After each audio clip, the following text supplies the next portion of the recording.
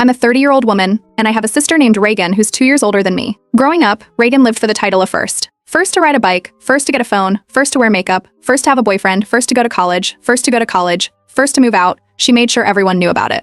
Even when no one asked, she'd bring it up like she was running some invisible race where only she knew the rules. When I got into the same university as her, just 2 years later, and for a completely different major, she didn't congratulate me. She didn't even pretend to be happy. Instead, she locked herself in her room at our parents' house the entire weekend and refused to come downstairs. I heard from a mutual friend later that Reagan said I was following her around like a shadow. I let it go. I thought maybe it was just stress or insecurity or typical older sibling nonsense, but it didn't stop. If anything, it got worse. When I moved out a year after graduating, I found a small, beat-up apartment 5 miles from where she lived. It was cheap, and I was just starting out.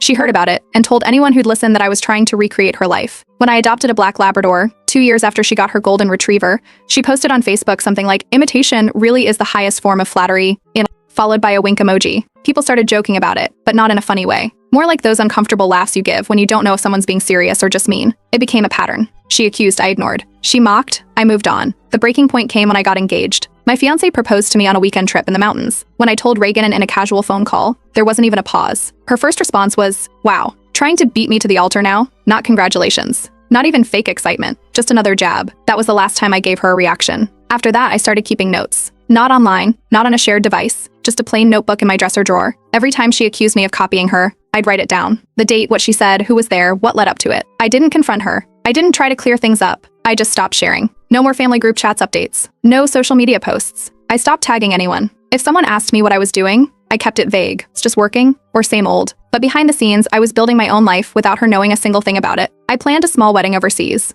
Not the kind of Instagram spectacle she would have posted about for 6 months in advance. Just a quiet ceremony in a place my husband and I loved. Only 20 people were invited, none of them Reagan. My parents came and I told them plainly not to tell her where or when it was happening. They didn't argue. Reagan found out after the wedding when she saw our mom's screensaver change to a photo of us standing barefoot in the sand with matching flower crowns. She told our cousin I was sneaky and trying to one-up her without including her. 6 weeks after that, she got engaged to a guy she met at a New Year's party. It was so fast that even our parents were confused, but Reagan claimed they were soulmates and that they'd known from the beginning. She set the date for exactly 11 months after mine. I didn't care. I'd stopped comparing a long time ago. I had a job I loved, a husband who actually liked being around me, and a home that felt like mine. I didn't decorate it based on Pinterest boards or to impress visitors. I just filled it with things that made me feel calm. I didn't need to announce every move I made to get a reaction out of her, but Reagan wasn't done. She started telling people I was jealous of her, that I rushed into marriage just to beat her, days that I copied her down to the details. Even claimed I chose my dog's name because it sounded similar to hers. It was insane. I hadn't spoken to her in over a year at this point. I'd blocked her on everything, phone, socials, even email. She had no access to my life at all, but somehow she still managed to make it about herself. Then came the baby race. I found out I was pregnant a few months after our first anniversary. We told our parents privately and asked them not to share it with anyone yet. They respected that. Reagan found out only when I didn't show up to a family brunch because I was in the first trimester and sick nonstop. 2 weeks later, she announced her own pregnancy on her Instagram with a long caption about beating toxic people to the punch and taking back what was copied. At that point, even people who usually took her side started raising eyebrows. My aunt called my mom just to ask if Reagan was okay. But still, I said nothing. I had no interest in turning this into a contest. I just focused on getting things ready for my baby. And that's when I got the idea. If she wanted everyone to compare our lives so badly, maybe it was time they had something real to look at. No accusations, no drama, no speeches, just the truth, side by side. Let them look, let them see. Reagan noticed the silence fast.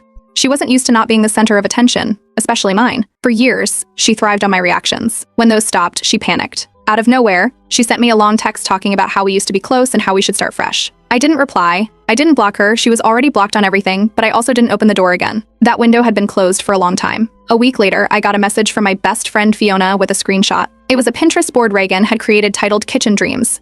It was an exact copy of one I had made months ago while designing our kitchen renovation. Same layout, same tile pattern, same brass fixtures, even the brand of stove I'd circled in my private notes. I hadn't posted anything about it publicly, so there was no reason she would have seen it unless she had searched my profile when it was still public and recreated it detail by detail. I told Fiona not to say anything, just save it. We had a folder now, casually labeled Echoes, where she and a couple of close friends dropped screenshots. We didn't talk about it, we just documented. When I was about 5 months pregnant, I created a private message thread for my dad, stepmother, Fiona, and one other close friend to share a few baby updates. I didn't want to make a big deal about anything, but I sent them a picture of our nursery progress and the baby name we'd chosen. Nothing public, nothing forwarded. My stepmother responded with a heart emoji. That was the whole exchange. 3 weeks later, Reagan posted a photo of herself and her fiancé holding a chalkboard sign. "We've decided, baby coming soon." She wasn't pregnant. The caption made that clear. But she made sure to say they had just decided to try, and were so excited to start this new chapter. The timing wasn't lost on anyone. That was the moment I went fully offline. I told everyone close to me not to send her anything. No pictures, no casual mentions, no hints. If she wanted to know what I was doing, she'd have to guess. Because I wasn't giving her anything else to copy, then came my baby shower. It was a quiet gathering, just a few close friends at a little tea room near where we lived. I had ordered a maternity dress online, a soft blue wrap style with embroidered flowers near the hem. I had sent a screenshot of it to my best friend while deciding between two options. I never posted it, didn't even leave a review. At the next family dinner, 2 weeks after the shower, Reagan showed up wearing the exact same dress. Same fit, same floral embroidery, same shoes I had worn to the shower, down to the brand. Nobody said anything directly, but I watched my dad glance at my stepmother with a confused expression. The table felt tense in a way I'd never seen before. Even Reagan's fiancé seemed uncomfortable. I didn't say a word, just helped myself to dessert, made light conversation, and left early. While I was on maternity leave, I started a small side business selling handmade nursery decorations. It was just something to keep my hands busy during the long newborn nights. I didn't announce it anywhere except to a few people in a group text. I made little things, mobiles, wall hangings, personalized name signs, and listed them on a quiet Etsy shop under a brand name I hadn't used before. 3 months in, Fiona forwarded me another Instagram post from Reagan. She had launched her own children's decor line. The product photos looked eerily similar to mine. She'd even used a website builder template that matched mine, almost exactly. The product names were the same style. She followed the same packaging color scheme I'd chosen. It wasn't just similar, it was mirrored. That time, I documented everything. The website launch date, the domain registration, the original product photos from my phone with timestamps, the Etsy confirmation emails, even the raw files I'd saved while editing. Still, I didn't message her. I didn't make a post. I didn't tell anyone in the family. But the folder labeled Echoes doubled in size. My husband had kept his mouth shut about it for a long time. He wasn't the type to get involved in drama, but after the decor business situation, he sat down next to me at the kitchen table, held up his phone with Reagan's site open, and just said, "She's obsessed with you." I told him I didn't need to fight it. I just needed to keep building quietly. At the next family dinner, I brought a small photo book I had made of our baby's first month. Nothing flashy, just printed pages with captions, bound in linen. I passed it to my stepmother, who immediately started flipping through it and tearing up. My dad asked to see it next, then my uncle, then his wife. People cooed, smiled, laughed at some of the captions. Reagan didn't even try to look at it. Instead, she started talking loudly about her future baby plans, how she was planning to do a monthly photo shoot with professional backdrops, how she had already booked a newborn photographer for next year, and how she was thinking about writing a baby book from the point of view of the baby itself. Nobody asked her to stop, nobody argued, but nobody matched her energy, either. They had already seen what real looked like. My daughter turned 1 in early spring, and we kept it simple, a picnic at a park with close friends, some family, and a few toddlers from our building. We laid out blankets, brought sandwiches, fruit, and a small homemade vanilla sheet cake I had baked the night before. I tied a soft pink ribbon in her hair and printed out a few baby photos to hang from the trees. Nothing extravagant, just warm, happy, and real. Half an hour in, Reagan showed up. No text, no call. She hadn't been invited. She walked straight up to the picnic blanket wearing a pale blush maxi dress, identical in shade and cut to the one I had worn at my wedding. My husband spotted her first, blinked, then looked at me. Fiona glanced at the dress, then at Reagan, then just shook her head. No one said anything, but everyone noticed. She handed me a box and said it was a cake she'd brought just in case. When we opened it, it was a 2-tier fondant jungle-themed cake with gold lettering and edible leaves. I had already sliced into the sheet cake sitting on the table. Reagan laughed and said, "Oops, didn't realize you'd already ordered one." Nobody touched hers. People took seconds of mine. One of my cousins later whispered that Reagan had posted photos of that cake on her story earlier in the week, clearly pre-planned, but I didn't react. My daughter smashed her slice of vanilla cake with both hands, frosting in her eyebrows. We took photos, cleaned up, and left without a word about the dress or the cake. 2 weeks later, Reagan posted a sonogram photo and captioned it with "Can't wait to meet you, little one." She was officially pregnant. A few days after that, she sent our mother the invite for a gender reveal party. It was being held at the same family friend's farm where I had hosted a small get-together after my own baby shower the year before. The decorations on the invitation matched the ones I had handmade back then, down to the watercolor banner and the font used for the baby's name initials. I didn't attend. I sent a short message through our mother wishing her well. That was it. Instead, I wrote a letter to my daughter and tucked it inside the keepsake box I'd started when I was pregnant, alongside her hospital bracelet, a tiny onesie, and the wrist tag with my last name. It felt like the right way to mark the moment. A week later, Reagan posted her nursery reveal online. It had the exact same wall color I'd used, sage green, and even the same wooden letter cutouts mounted over the crib. Fiona texted me a side-by-side comparison. We didn't say much. We just saved it. That month, I launched a second business. The idea had come to me during the late nights when my daughter wouldn't sleep, custom baby keepsake kits. They included boxes with compartments, prompts for letters, a spot for their first lock of hair, tiny envelopes for photos, and handmade labels. I produced 100 units. They sold out in 12 days just through word of mouth and recommendations from parents groups. The next day, Reagan posted a story showing a mood board for a new project helping mothers create lasting memories. It featured mock-ups of memory boxes and pastel packaging. Fiona sent me the clip, no caption, just a screen recording and a sigh. I didn't reply. I didn't post anything. Instead, I contacted a small local hospital where we had delivered and offered to provide 10 kits per month for their newborn welcome packages.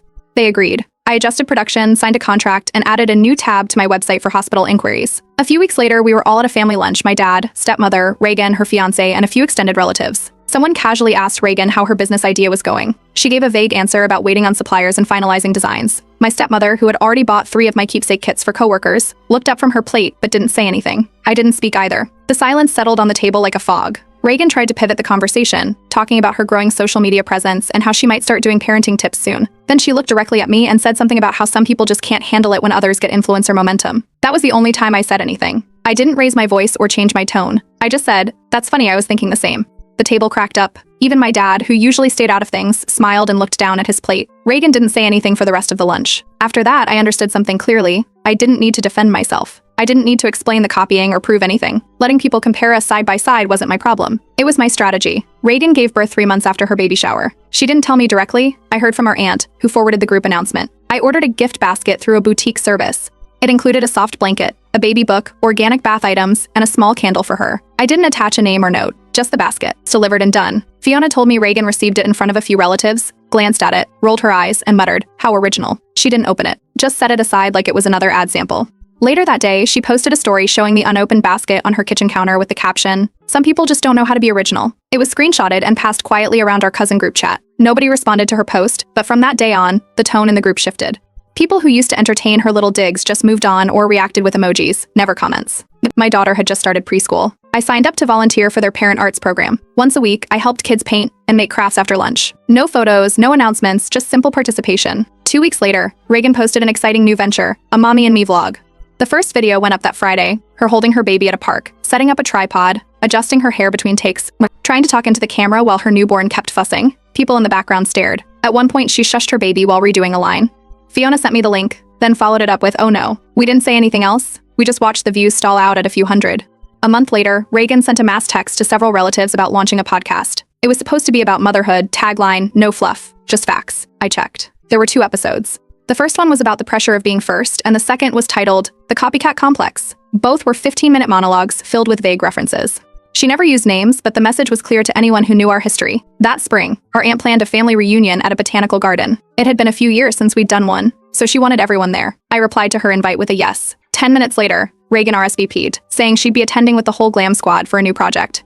The day of the event, I arrived early to help our grandmother set up chairs and coolers. I wore a plain sweater and jeans and brought lemon bars I had baked the night before. Reagan showed up 20 minutes after everyone else with a personal photographer, her baby dressed in layers of lace, and a friend recording phone clips of her walking slowly through the grass while pretending to laugh with her child. She staged 3 candid shots before lunch. During one of them, her baby dropped a snack and started crying. The friend quickly stopped filming. Reagan adjusted her lipstick using her phone camera before picking the baby up. Meanwhile, I passed out juice boxes and helped 2 toddlers tie their shoes. I wasn't trying to make it a contest, but people started gravitating. My cousin's wife asked for the website link to my keepsake kits. And then someone's friend asked if I had a card. I gave out 6 before lunch ended. Reagan got 1 photo with a group of relatives, none of whom looked particularly enthusiastic. During cleanup, I carried folded chairs to the parking lot. She approached while I was tossing paper plates into a garbage bag. She leaned in close and said, under her breath, "You think you're so quiet and clever? People only like you because you play the victim." I didn't say anything. I just smiled, held out a second garbage bag to her, and walked back toward the coolers. A week later, Reagan posted a rebrand announcement for her vlog. The new style featured muted pastels, calming background music, and a new focus on sustainability and slow parenting. The logo looked like a knockoff version of another successful parenting page. Her caption started including phrases like mindful routines and heart-centered homemaking. That same week, one of the top parenting bloggers shared a post highlighting my keepsake kits. She wrote about how the boxes focused on authenticity over aesthetics and helped parents capture honest moments without performance. It got a lot of traction. Orders jumped. I didn't even know she was going to write about them. She had received a kit as a gift from a friend who had bought one a month earlier. The comments were kind, supportive. Then a strange comment popped up under the post from a random account with no profile picture. "These ideas are literally just copied from Pinterest. Zero originality." The tone was familiar. Fiona clicked through the profile and found the account had only ever liked Reagan's photos. Every single one. A day later, the blogger responded with a screenshot of my original patent application date, tagged the hospital partnership, and added a note that she stands by small creators who build from scratch. The comment vanished 2 hours later. We never brought it up again. But the folder labeled Echoes got another file added that night. 2 months after Reagan's podcast launch, it disappeared without a word. One day the episodes were live, the next they were gone. She posted a blurry story slide saying there had been technical issues and back-end problems and that she was taking a break to recalibrate. Nobody responded publicly. No questions. No reactions. It was like it never happened. That same month, I received an email from a local women's business collective.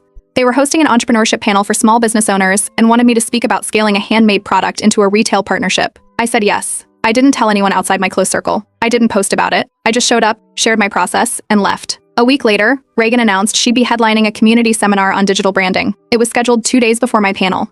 She posted several clips from her prep session, then passed out flyers to mutual acquaintances. One of those flyers made its way to Fiona, who immediately sent me a photo. Same blush and beige color scheme as the invitation I received for the entrepreneurship panel. Same minimalist font. Same layout format, right down to the block placement. But hers had a spelling error in the tagline, strength instead of strength. Fiona didn't even laugh. She just saved it and moved on. Her seminar had 22 viewers on livestream. I watched the counter as a guest profile. 15 minutes in, the chat had one person saying, "Where do we ask questions?" with no reply. Mine was held in the city's public library event space. Over 60 women attended. A few brought notebooks. A reporter from the local paper took photos and quoted one of my answers in a short article the next day. They titled "The Peace Mothers Building Quiet Empires." The week after, we had a birthday lunch for our cousin's daughter. Reagan arrived 30 minutes late, full makeup and a silk scarf tied around her neck like she was stepping off a movie set. She stayed long enough to kiss the air next to the birthday girl's cheek and drop a gift bag on the table. Then she made a comment about how some people chase recognition while others just live authentically and left before the cake was cut. Later that night, she texted Fiona and asked why no one ever defends her from my constant passive aggression. Fiona didn't reply. She forwarded me the message and moved on. At the same time, my husband and I were finalizing our first home purchase, fully paid, no loans. We kept it completely quiet, didn't tell anyone except our realtor and accountant. On closing day, we called my parents, invited them over, and walked them through the front door with keys in hand. My stepmother cried. We held a small housewarming the following weekend, just 10 people, all close friends and immediate family. Reagan was not invited. She found out from our mother and immediately called me. The moment I picked up, she launched into it, how I excluded her on purpose and used family events to humiliate her. I didn't argue. I just said, because you made everything a competition. This wasn't a game. She hung up without another word. That night, she posted a series of videos showing a house tour. The place looked suspiciously like a rental staging. Everything looked new, but not lived in. No toys, no laundry baskets. The closets were empty and all the plants had the tags still hanging from their containers. A quick reverse image search confirmed the listing. It was a staged unit in a luxury apartment complex across town.